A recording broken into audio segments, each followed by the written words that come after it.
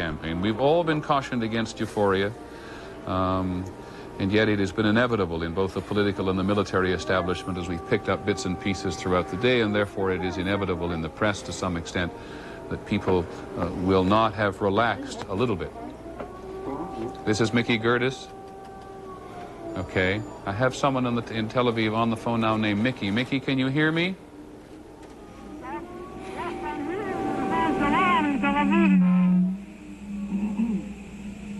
Nikki? Yes. I think you may be near a radio. If you're near a radio, could you turn your radio down for just a second while you speak to us? Yes, I'm hearing you. Okay. Can you talk to us and tell us what you think you know is going on? There was 4 or 5 explosives in Tel Aviv. Now is around in the city. We don't know exactly what's happened. The radio said to be in the room, the closing room, and to wear the gas mask. So the radio has told you to go into a closed room and put on your gas mask, which you clearly have done because you sound like you're talking through a gas mask. Where are you in Tel Aviv, and do you know of any explosions? We are now in the center of Tel Aviv. I heard the explosive, I think, but no, I cannot hear. You're in the north. I refuse to speak with you because we are not in a safe room. You're on the north side of Tel Aviv?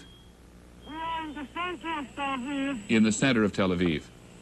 That's where it's near all the newspapers in the Israel. We need to close now because we need to go to a safe room. Okay, thank you very much, Mickey, for taking this time. Please go to the closed room.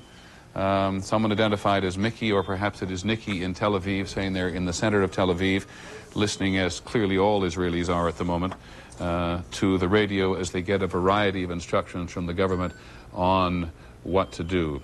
John McCarthy in Washington, you can confirm this. Maybe we don't need confirmation, but can you add any details? I can't add details, Peter, but I can tell you that the U.S. government is confirming that there has been a missile attack on Tel Aviv. Of course, the implications of that, as Dean Reynolds has already pointed out, are enormous. The implications, as Dean Reynolds talk about, come from the Israelis having said repeatedly in the last days and weeks that if there is an attack on Israel, the Israelis will respond 100-fold. They said it as recently as last weekend.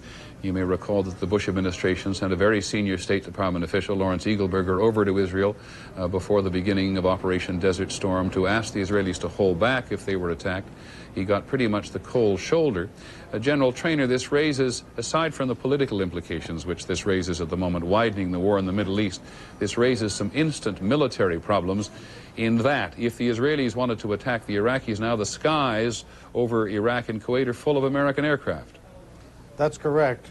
We don't know if there's been any arrangement made on airspace management between the Israelis and the U.S. At least there's been none made publicly.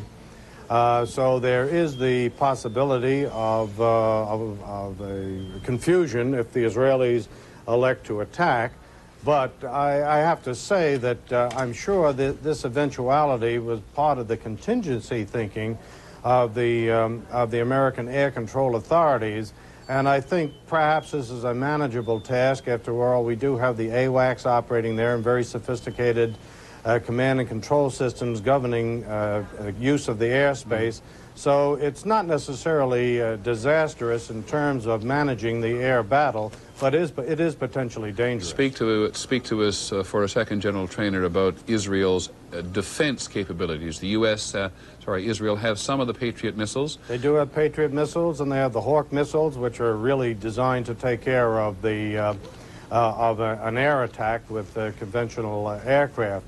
But I think once the missiles have landed, and one can presume that these came from the mobile Scuds, that if the Israelis act true to form and follow their doctrine, they'll be going after the missiles, and I suspect those aircraft are already on the way, unless there is some sort of agreement that we don't know about with the American authorities. Okay, let's talk to Bob Zelnick at the Pentagon. Bob, you want to talk a little bit about U.S.-Israeli coordination while we try to track down what's actually going on in Tel Aviv?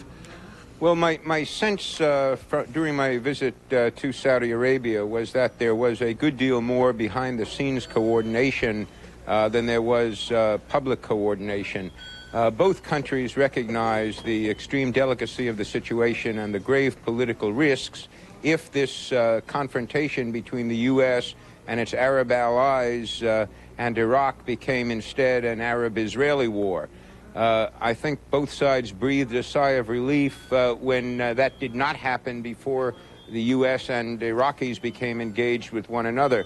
I would, based upon instinct and many conversations that I've had within the past couple of weeks, I would speculate, Peter, that unless there is damage that really hurt many Israeli civilians, the Israelis, despite their doctrine, will sit back for a period and watch Iraq's military capability being destroyed by bigger friends. Okay, well, let us not, no offense intended, let's not speculate too much, but ask General Traynor this question. General Traynor, the Israelis have clearly the most sophisticated air force in the Middle East, one of the most sophisticated air forces in the world. Is there any reason to believe that they could do any better against the Iraqis now than the U.S. is doing? No, I don't believe so. I think we have a problem here of target acquisition. You have a vast desert space out there, and you have these mobile missiles, and you know, you just can't cover all of the territory all of the time. There was always a danger in this entire operation of what is termed within the military a leaker, where the fellow has the good luck to be able to get an aircraft or a couple of missiles off at you that otherwise normally you'd be able to stop. But you know, there's no absolute sure defense against the ingenuity of the other side, and we may have that case here. And in terms of the Israeli response to it, it certainly couldn't be any better than the response that the United States could provide. Okay, we're joined now by the former chairman of the Joint Chiefs of Staff, Admiral William Crowe, who comments on a regular basis for us on events in the Middle East. Admiral Crowe, at the moment, it would seem that at least some of the Iraqi threats of pre-war and today are more than bravado. Yes, Peter, it looks that way. Do you want to comment a little further on what you think of this and the ramifications of it? Well, I would consider it serious. I agree with Mick completely. First of all, there may be a retaliatory strike on the way very shortly, and secondly, to stop all of these mobile missiles is a very, very heavy task, and I'm frankly not surprised. I'm a little bit surprised at their ability to hit Tel Aviv with 3 in one attack the way they have. Why are you surprised? Well, I would think they would be in a more random fashion and an infrequent firing and not so aggregated in one group. What strikes us in the first instance here is that when the Iraqis boasted about their ability to hit Israel, despite everybody's commentary about how inaccurate the Scuds were, the Iraqis said they'd hit Tel Aviv, and that's appeared to be what they've done. They've made the boast good. And what political ramifications do you think that's going to have immediately? You know the Middle East very well as a political analyst as well as a military man.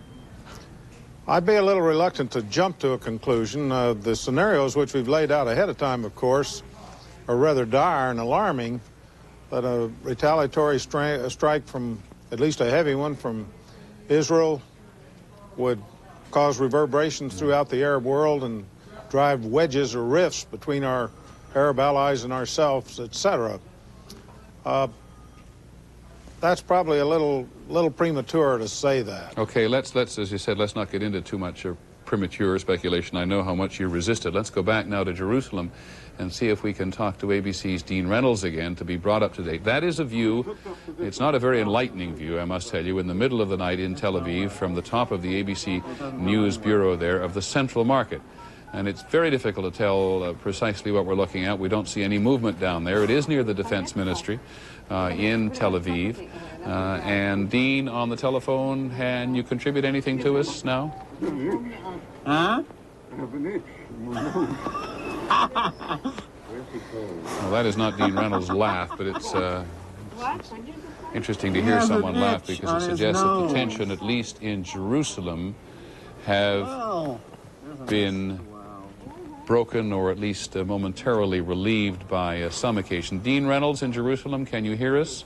I can't imagine what my mother is thinking back in the States. Okay, well, I'll tell you what your mother is thinking, Dean, and we'll be in touch with her. Oh, she may be watching the broadcast. Dean's mother lives in Washington, and we'll get in touch with her. Let's go back to Dhahran in eastern Saudi Arabia now, where the air raid sirens are also being heard. Here's ABC's Forrest Sawyer. Forrest. Peter, I don't want to sound too great an alarm. Actually, I haven't yet heard any air raid sirens. What we are hearing, I doubt if you can hear it, but in the far distance, is what is the hotel alarm.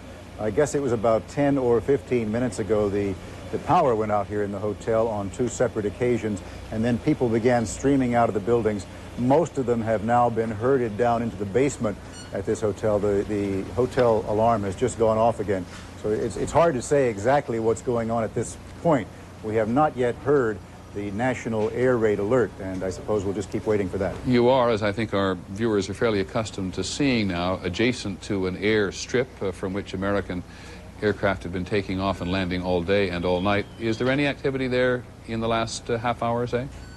Yes, there has been activity all day long, Peter. As you've rightly pointed out, there are no waves here. This has just been an occasion where planes have come in, they have refueled, rearmed, often very quickly, and gone right back out again. So the strikes are continuing. It seemed to me that it might have picked up just a little bit here in these dark hours. It is still a moonless night and overcast, perfect for American strikes because they have that night vision capability.